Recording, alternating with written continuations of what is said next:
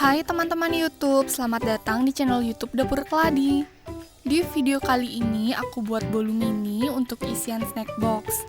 Cocok juga untuk ide jualan kalian. Aku buat bolu pandan ini hasilnya super lembut dan wangi. Bolunya aku buat dari 2 telur saja, hasilnya jadi sekitar 40 biji. Cara buat dan bahan-bahannya juga sederhana banget. Buat kalian yang pengen tahu cara aku bikinnya, tonton terus videonya sampai selesai ya. Sebelum itu, subscribe dulu channel Dapur Keladi supaya aku semakin semangat bikin videonya. Terima kasih.